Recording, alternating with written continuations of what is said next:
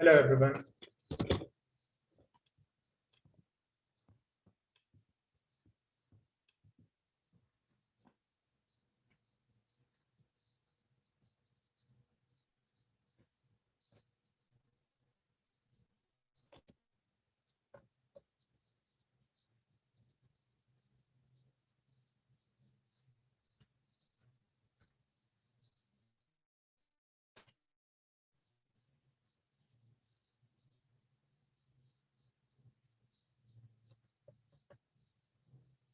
Do we have our guest with us?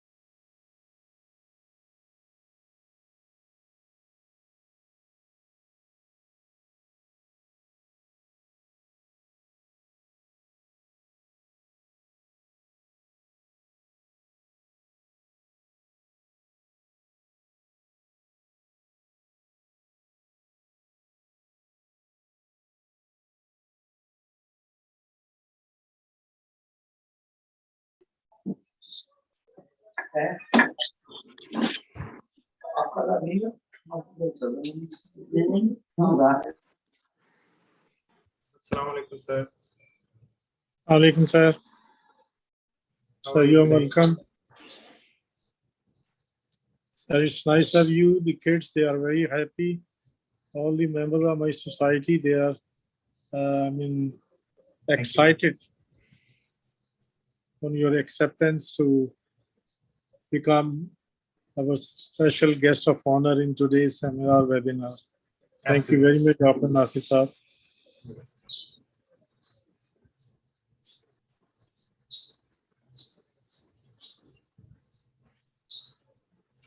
Hello there, Miss Julia.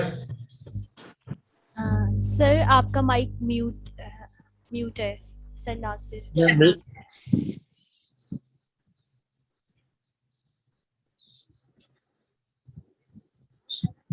Okay. Julia, can you hear me?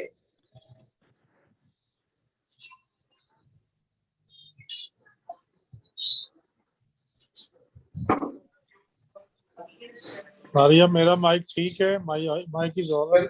Yes, sir. Your Yes, mic's sir. all right. I was just asking our guest, Miss Julia, can you hear me? Hello, were you talking to me? Yes, I was talking.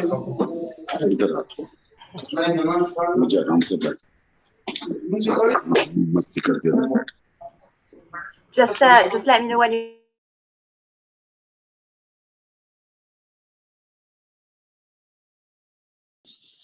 Okay, I'll start off.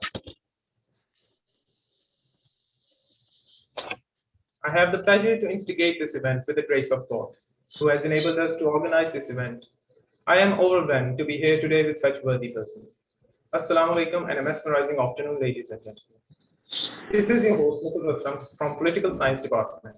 We wholeheartedly welcome honorable guests, including Professor Dr. Asghar Zaidi, former IG Dr. Syed Mahmood Nasir, Dean of Life Sciences, Professor Dr. Ahmad Adnan, Chairperson Botany, Professor Dr. Karima, Advisor Horticulture Society, Dr. Zahiruddin Khan, and Co-Advisor Dr. Mamuna, for being with us on such altruistic seminar. Horticulture Society is actively organizing and implementing modern tactics to render much efficacy in preserving nature. These measures are always praised by our Vice Chancellor, who adequately buttresses in fulfilling the projects. Frequent plantation drives conducted in KSK campus of GCU have become a valuable asset for Rathmans. Horticulture Society has vowed to make this soil a better place to live. Owing to that belief today, the society is moving one step ahead in conserving the atmosphere. Conservation Optimism Pakistan Hub is one of the first initiatives in the country aimed at engaging with the youth who make up the majority of the country's population to make them custodians of the local biodiversity.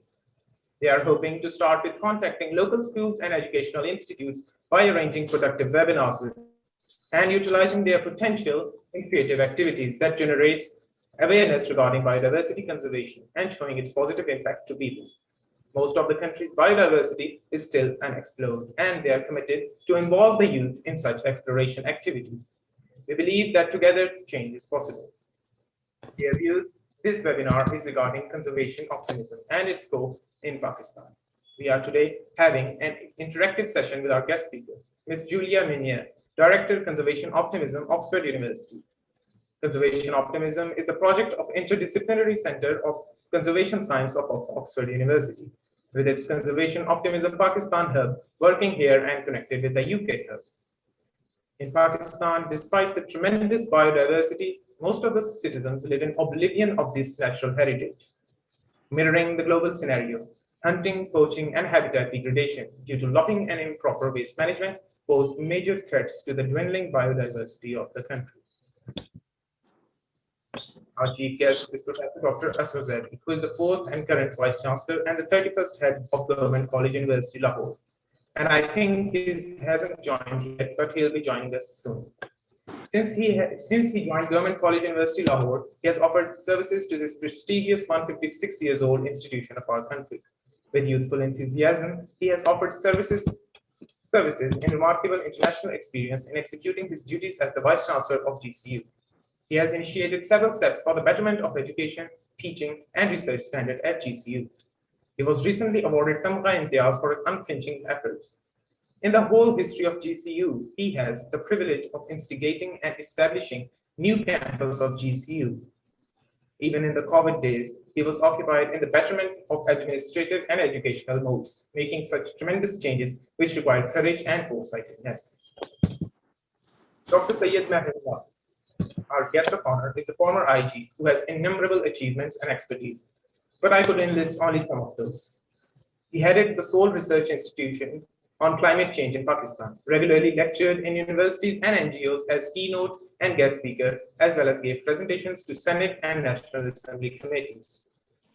Forest, wildlife protection, and law enforcement are the only pieces of huge contributions of Dr. Syed Mahmood in Pakistan. Dr. Zahir, our diligent advisor, has been leading us for years now, and from whom we hope to learn even more in the coming time. With some 200 research publications in national and international journals published so far, and having administrative experience as chairperson and in charge grounds and gardens, while also being the culture since 1990 marketing. He has always been guiding us in accordance with the accent of our Vice Chancellor. Julia, our guest speaker, is the Director of Conservation Optimism, a program which aims to empower everyone to work for nature. Julia specializes in science communication and outreach and has a mixed background in conservation and journalism. She joined ICCS in Conservation Optimism in January 2019. She is also a multimedia journalist with a passion for constructive journalism and solutions-oriented reporting, who loves showcasing what people from all over the world are doing to make the world a better place. Julia is a strong advocate of constructive journalism and believes that solutions-oriented reporting is crucial to show the news cycle doesn't have to be all about doom and gloom. To this end, she co-founded an international media platform called Inkline. She has embarked on a new adventure by joining the ICCS team and by becoming the Conservation Optimism Outreach Coordinator. Ms. Julia, I would like you to address us regarding your work and how far do you see the scope of conservation optimism in Pakistan? Over to you now. Thank you. Thank you. It's a pleasure to be here today. I'm just going to share my screen, so just let me know if that's working for everyone. Sure. So hopefully you should now be seeing my screen. Can you confirm that you're seeing the presentation? Yes, it's visible now. Yeah, perfect. Amazing. So yes, today I just wanted to tell you a bit more about conservation through the lens of optimism. And so the idea with this is that as part of conservation optimism, a lot of the work I do is about communication and framing. And so I'm going to tell you a bit about this, but I wanted to start with telling you that actually conservation optimism is, as been mentioned program at the University of Oxford. And we work with lots of different people internationally. We have a hub in India. We now have the hub in Pakistan, which is extremely great to see. And so we're very international. But what started us is we started as a one-off event, a one-off conference. And, it was meant to be the Conservation Optimism Summit in 2017. And what happened is people were so keen on the concept that they just kept using our hashtag, kept asking us for more. And so we became a program. So to tell you, to start this presentation, I wanted to ask all of you a question. So feel free to put your answer in the chat. Let me see if I can actually see the chat. Yes, I think I can see the chat. So do you feel optimistic about the future of nature? So if you can answer with like yes or no, or like sometimes in the chat, so that I get an idea of what's the feeling in the room today.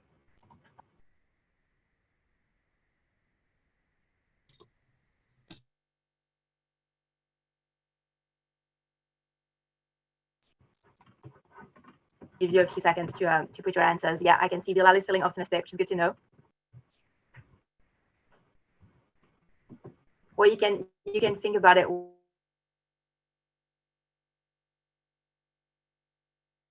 while I go to the next slide. But it's always interesting. And also another thing that we often think about as conservation optimism is, you know, asking people what is their biggest challenges when communicating about environmental issues. And to give you an example, you know, a lot of people say it's quite hard to communicate issues that are complex to an audience that doesn't necessarily have the scientific background. Or sometimes people say, you know, it's hard to actually know who your audience is and how you should reach them. So today I'm going to cover a few different aspects of these questions. So hopefully, you know, if you do have challenges when it comes to communicating about nature, it'll be useful for you. And so first, I wanted to start with this idea of the climate and biodiversity crisis in the media. And so again, like I don't know how it is in the concept of the media landscape in Pakistan, but when you see articles about nature in the media, you know, again, if you want to answer in the chat, you can do that. But would you say that usually they're quite positive or quite negative? What would you say is the consensus in the media when you're talking about, you know, the biodiversity crisis or the climate crisis?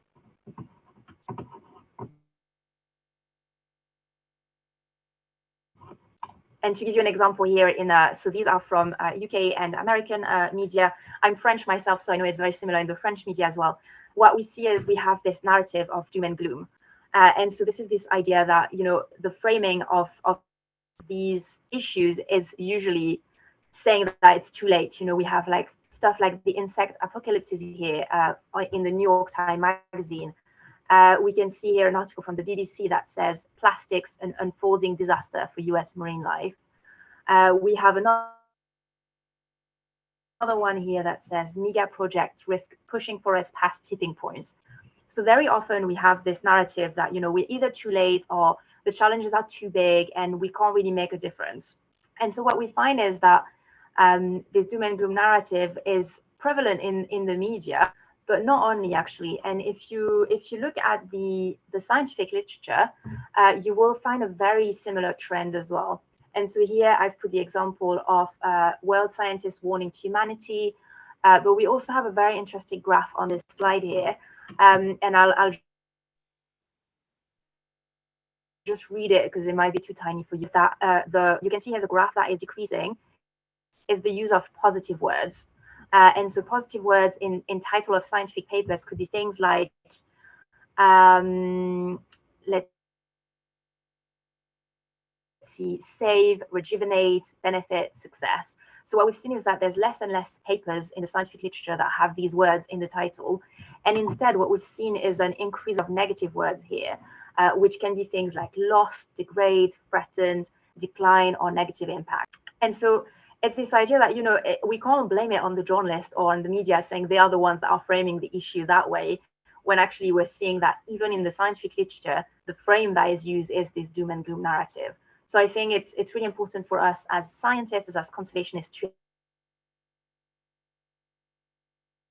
have this in mind when, you know, within our messages.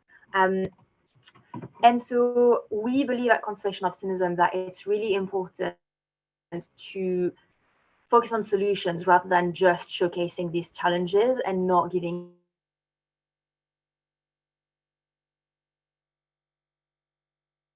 people anything to kind of like do or not give us public or environmental challenges, because we have many challenges. Research has shown that negative messaging is not the most effective way forward. And here what I want to clarify is that I'm not saying negative messaging is important, that has a part in changing the way people think about issues, but we don't want it to just end it there. So we're saying, you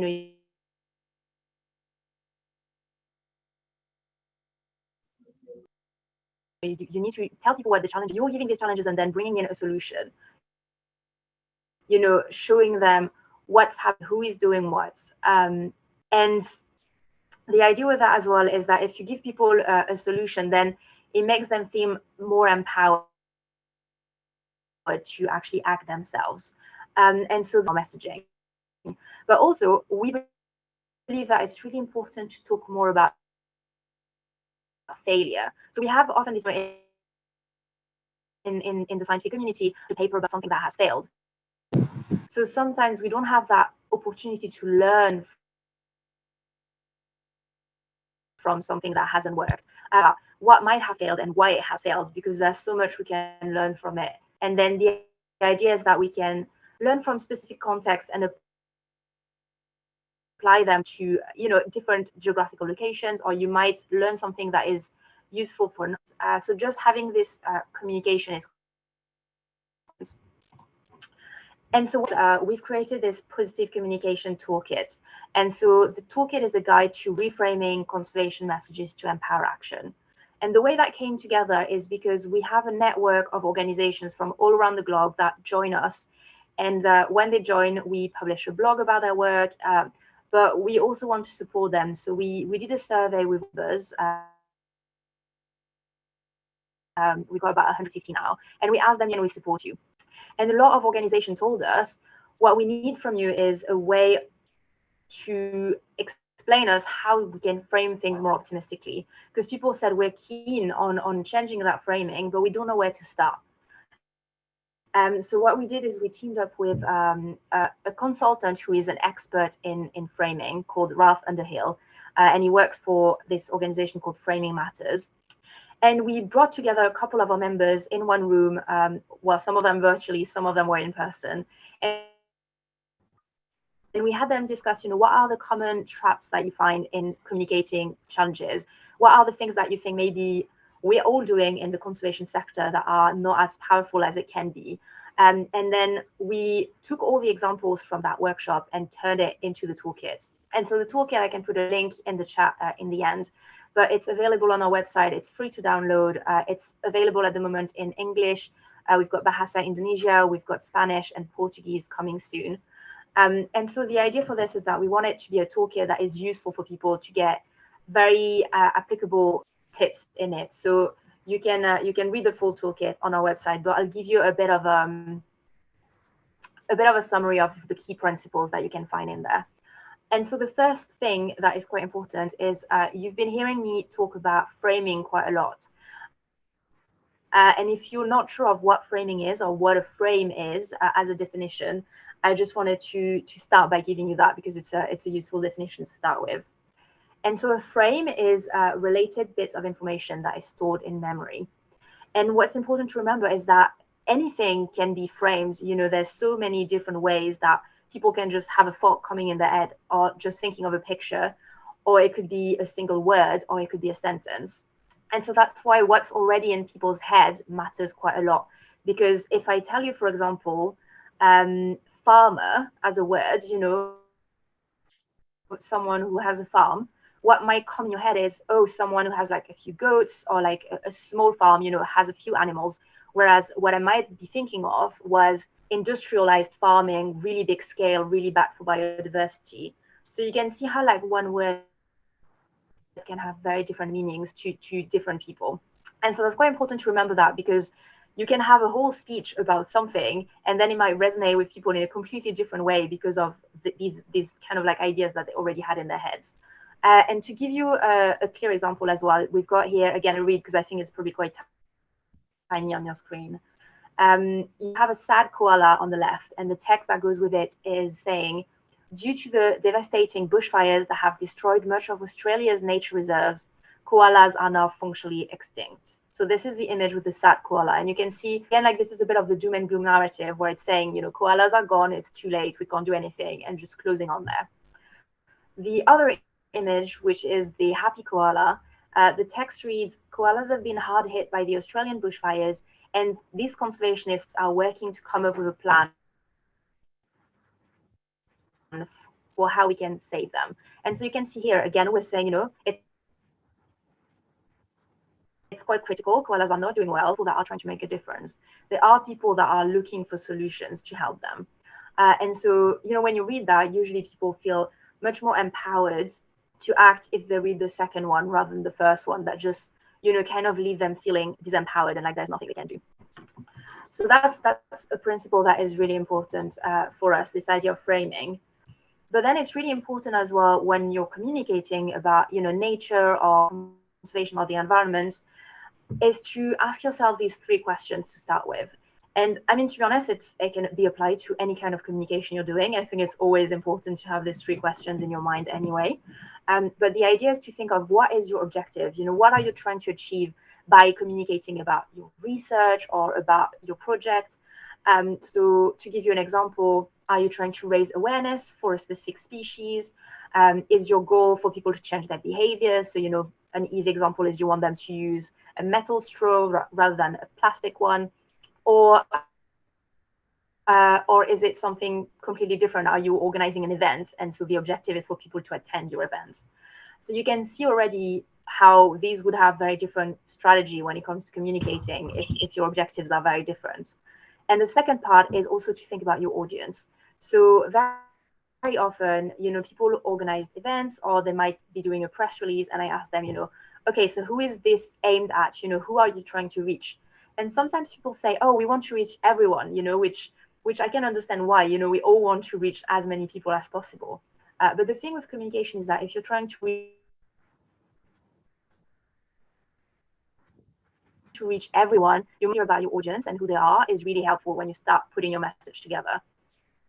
So let's say I'll give you a clear example here from my previous job. I used to work at Chester Zoo, and they had a program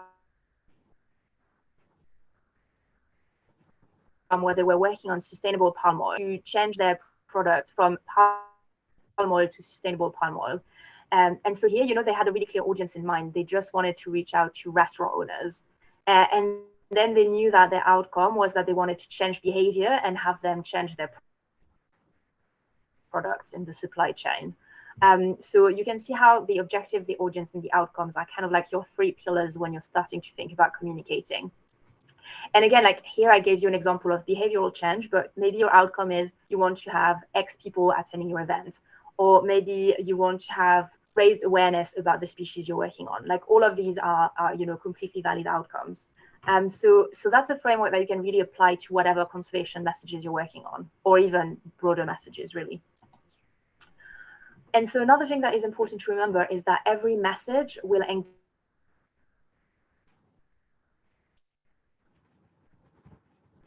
values and beliefs to some extent. It determines how people will react to your message and how you can motivate them by tapping into these values and beliefs. And so, again, if we take that example back from the farming community, like this idea of farm,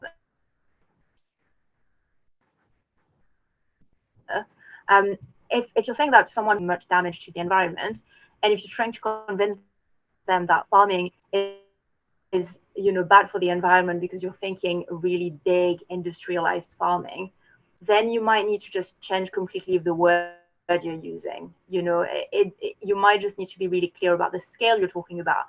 So you just want to make sure that you clarify so that the values align with the other person. And to give you a bit of an example as well, we have a list of values in the toolkit, but it can be things like love or like harmony.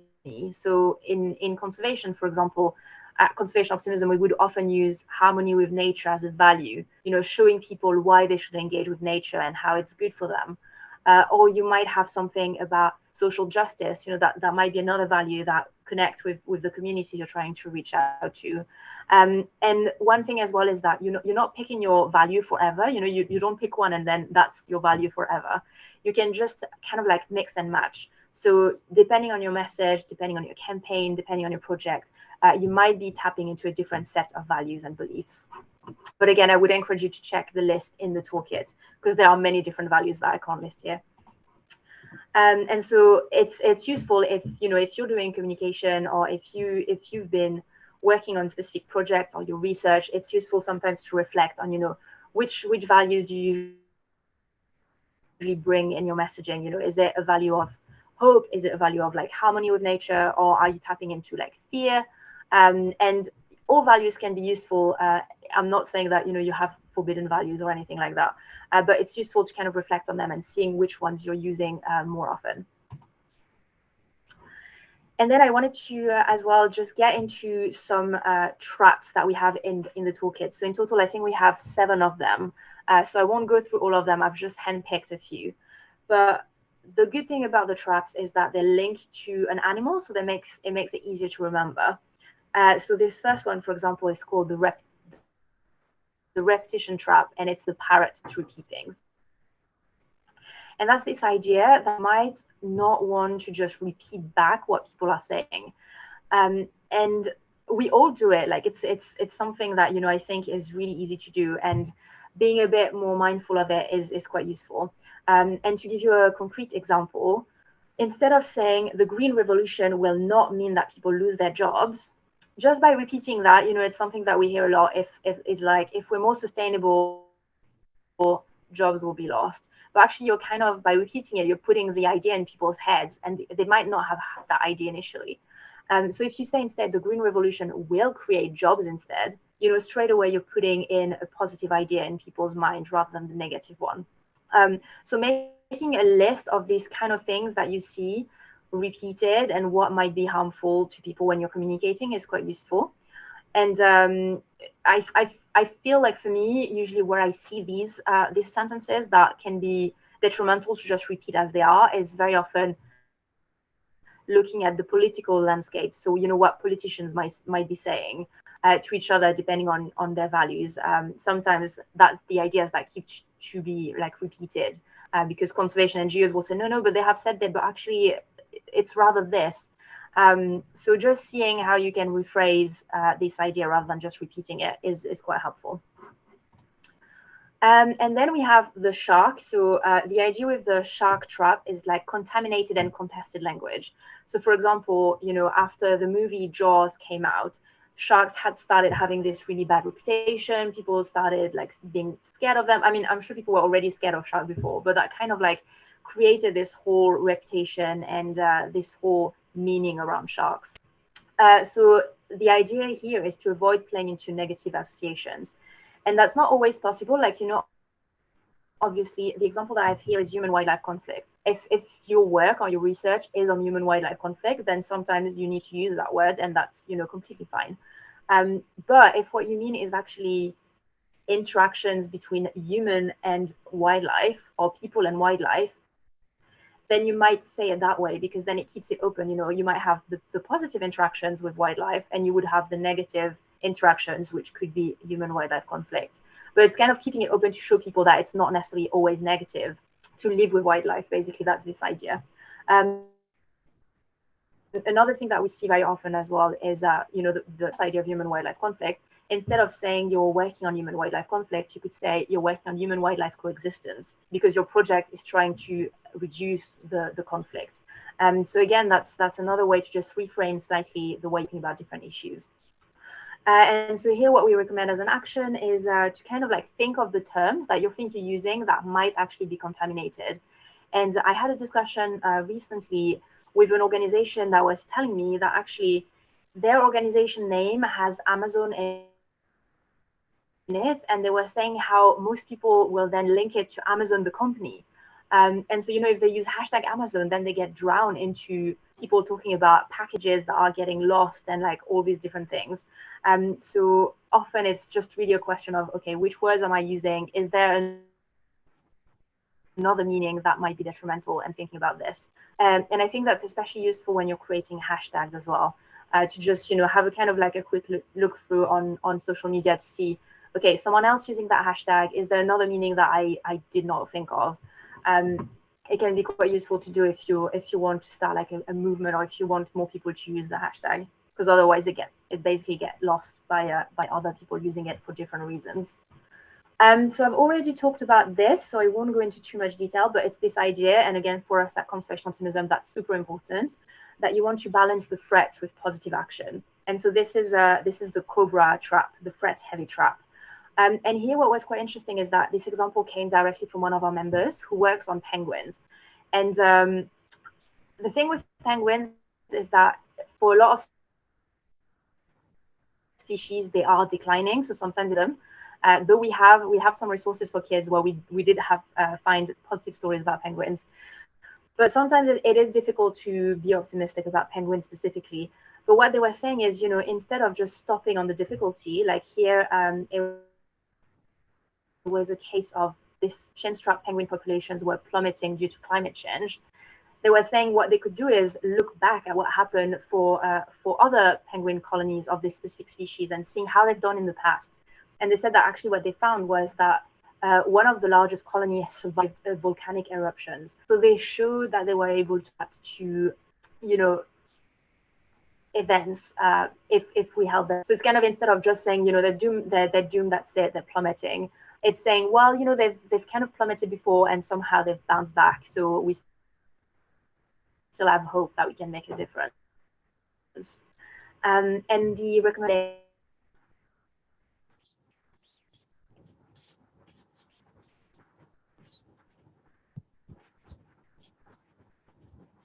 or a file of conservation success. I have every Monday 7 stories of optimism. Or if you follow us or the hub on Instagram or on Twitter, we're always sharing success stories as well. So if you need to find some, you can get some there. And we're also working on creating a database of positive stories. So hopefully in the near future, there'll be something that you can search by species or geography, and you can find the info that you need. And then the last trap that I wanted to cover here is the typecasting trap. And so that's the idea of, you don't want to use character roles without questioning them. And one that I know we see in conservation specifically, or in the environmental sector, is this idea that you have villains or victims in conservation. For example, there were a few years ago this headline about a poacher that had been killed and then eaten by a lion. And sometimes people get this idea that, okay, poachers is a villain. So they forget that at the other end of that story, there's a family, that's a human being that died. That's really tragic by itself. And so sometimes making sure that you're questioning these narratives is good to do, because we kind of lose nuances. So, if we just say that poachers are evil, we're just, first we're putting the burden on the person at the end of the chain, where actually what's quite important is looking at who is buying all of these things, and that's what's influencing what's happening at the poacher level. But also forgetting that people sometimes don't have choice. They may not have enough money to feed their family, or they might be in an area where actually elephants have trampled their field and now they have like nothing left. So just thinking of that whenever you're using this character role, like a villain or a victim, is quite useful. And so that's it for this presentation. So I've just put it in here, our website, you've got our Twitter and Instagram. And on Instagram, as I mentioned earlier, we've got the Pakistan hub and also the India hub, so that you can follow all of them. But I'm now going to stop sharing my screen. And if you have any questions, I'm happy to answer them. Thank you very much for this fine lecture. You have very precisely illustrated how to deliver the complete sense in statements and how to convince people. Well, that's a wonderful view of your expertise in journalism and dedication to conservation that resulted in you doing a welfare work.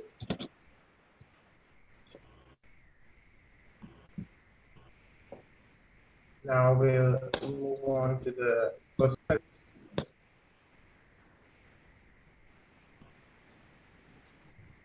Yes, if anybody from the participants want to ask any question.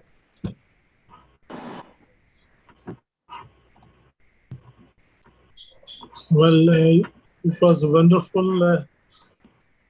Information. I really enjoyed it. Basically, I am a student of plant sciences. Dr. Nasser might be the technical person to ask you the relevant question regarding the conservation of, especially the plants.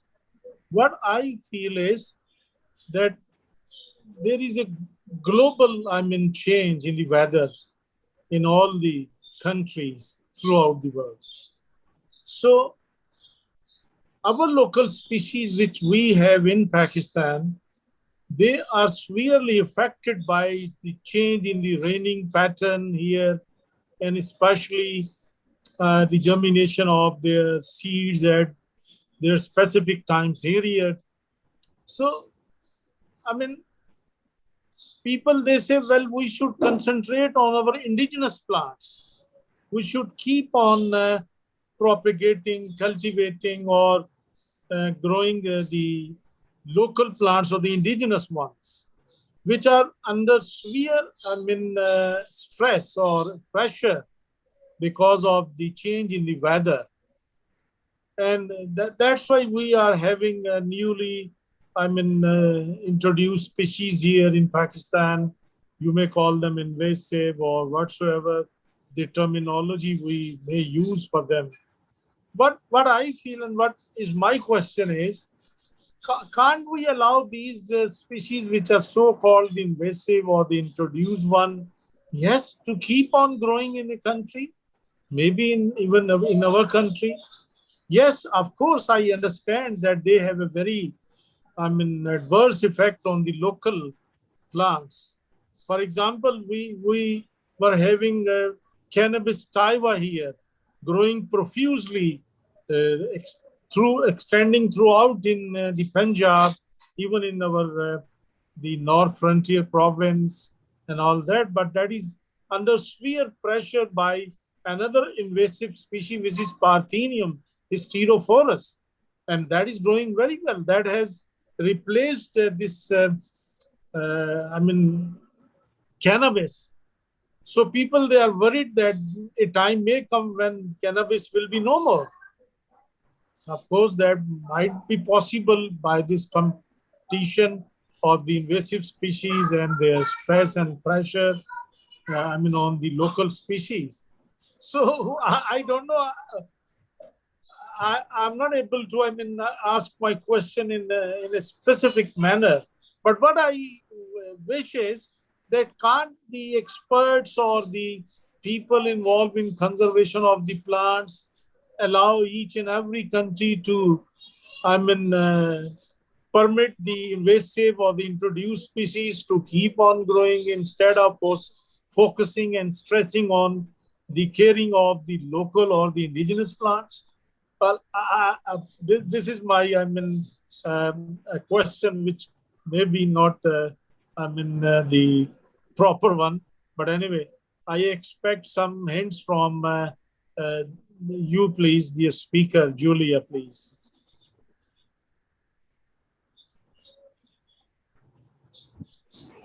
So was the question about the introduced versus native plants?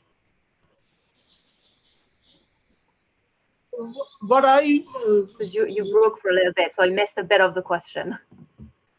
Well, my question basically is that can't we allow these introduced species or the so-called invasive and others, if they are growing in any country, say in Pakistan, let them grow? What's the harm in it? I don't know if I have the answer to that question, because that's very much a plant-related question more than a communication question. I don't know if we have anyone who may be better suited to answer it, because I can. If you allow me, I can give a brief answer. Depends so much on the context. Yeah, Doctor, please. Yes. Can you hear me clear? Yes, sir. We can Yes, hear you. yes. Yes. Yes, Actually, Doctor, very clear. we use the term alien invasive species. First is the term alien. It is a species which rather, instead of explaining this term, let's understand how nature works. Nature works, and the type of vegetation, the type of animals, plants, insects, a huge variety of life is specialized to that specific niche, and that is dependent Plants. on rainfall. On rainfall. Understand. No, not plants, rainfall.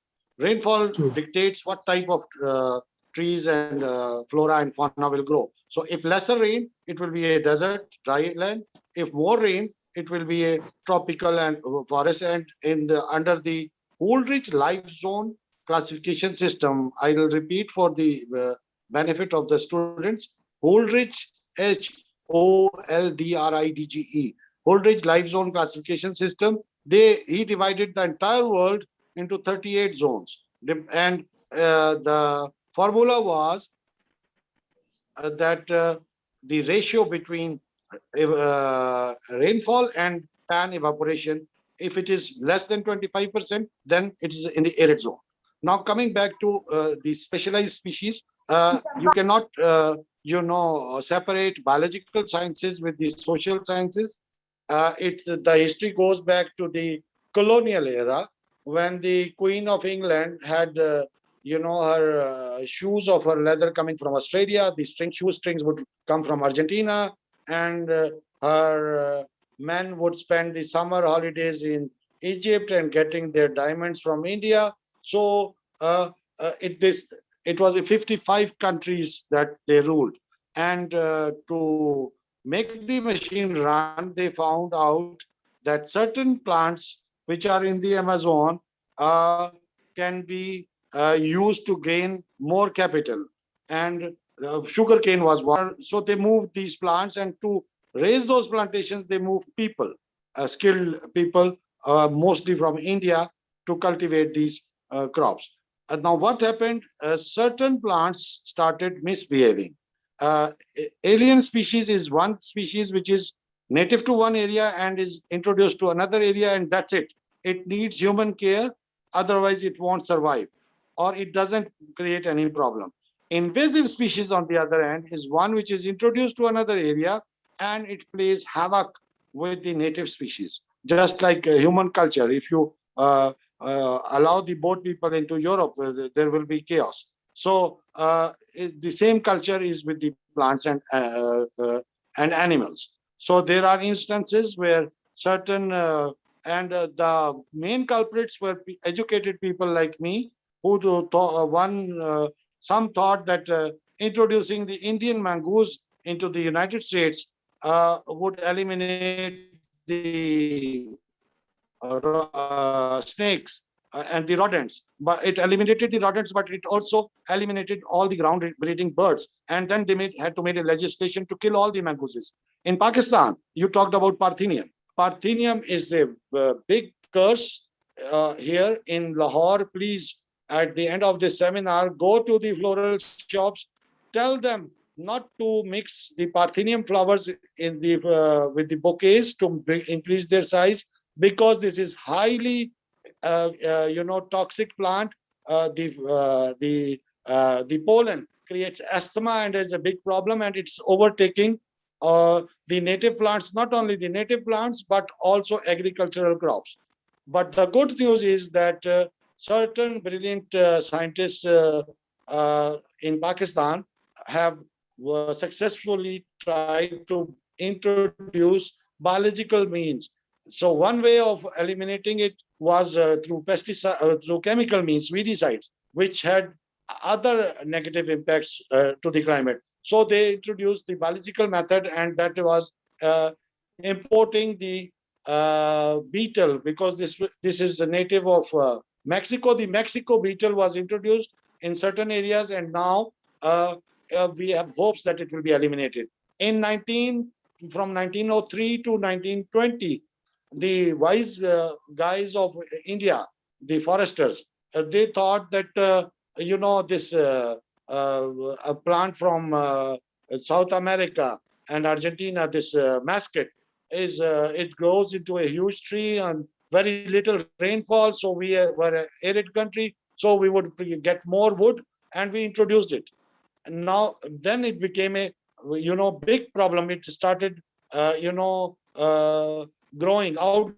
our native species. Now you said that converting this menace into some benefit, they did try.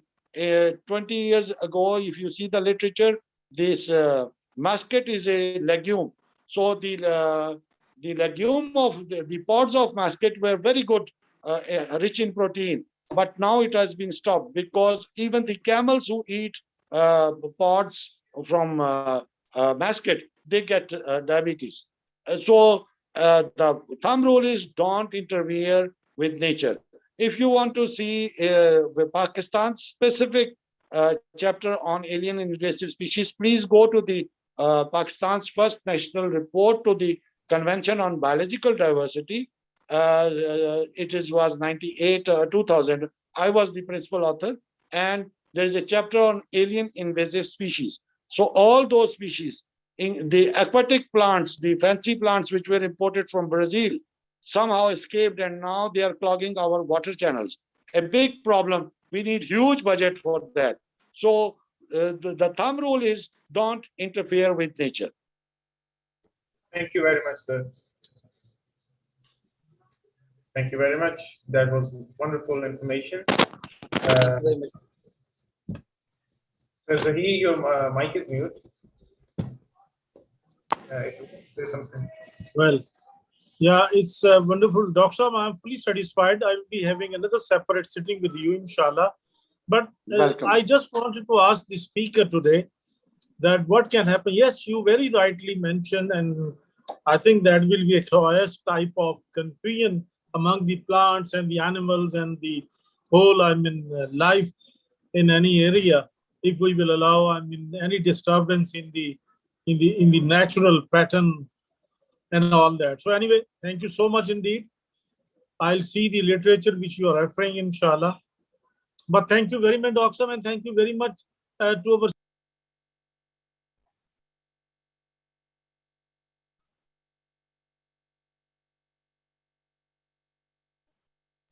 Okay, sir, your mic is still mute. Sir Zahir, you want to say anything? Well, I just wanted to tell to the speaker that our Vice Chancellor, the Vice Chancellor, is also from the Oxford University.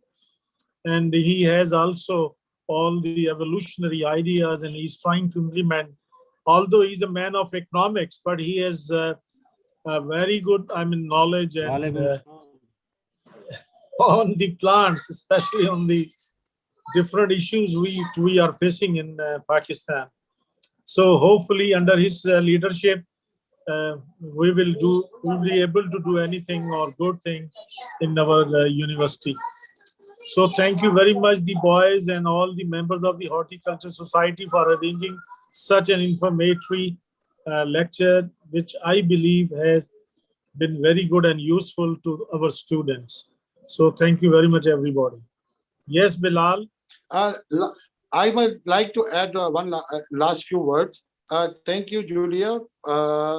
In fact, I had spent my life, early life, studying biology. And to tell you the truth, I did not understand what the hell is the meaning of the word biodiversity or biological diversity unless I read a small article by a journalist who explained in simple terms what it is about. And that helped me to then reread the huge voluminous books of Cambridge University to understand what it is about. And this is a wonderful, lecture and wonderful topic you have selected, that you are bringing the social scientists, the media people, to convert scientific, ideas into bringing them within the reach of the common people. Thank you very much, sir. It has been a privilege from you guys. We'll move on to the question and answer session. We have questions right now. Sir आपकी आवाज नहीं आ रही.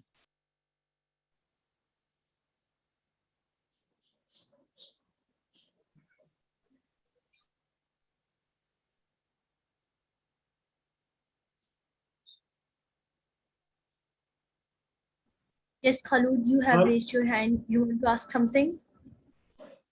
sometimes, ma'am, in your slides, sometimes it happens that we have a proper community with the proper mindset in and proper audience. So why the outcomes are not proper? Do you don't feel dooms and glooms then?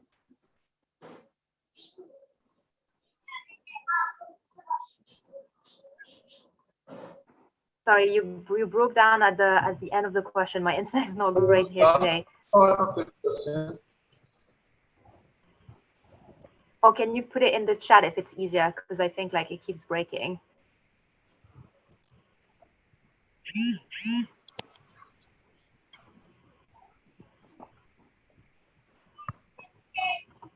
Okay, so we have that question. Anybody else if wants to ask question? Well, I think that's it.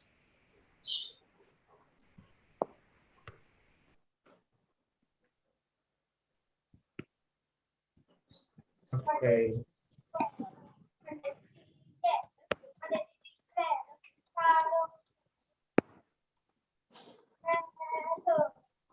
Yes, I think Otherwise, that's if it. it's easier, I can So, put my email address in the chat as well. yes, I don't That think people there's can message me. question left. So we'll just end the session. Today we had Mr. Talhawa, President, Horticulture Society, along with the whole HS team, especially Maria, for running this event smoothly. Reference to all the audience and guests for sparing time for this event. We look forward to various innovative sessions in the near future, as it was a tremendous experience today. Stay blessed and take care. Goodbye. Thank you for having me. It was a pleasure. Most welcome. Thank you, sir. Thank you so much indeed. I'm very grateful to the speaker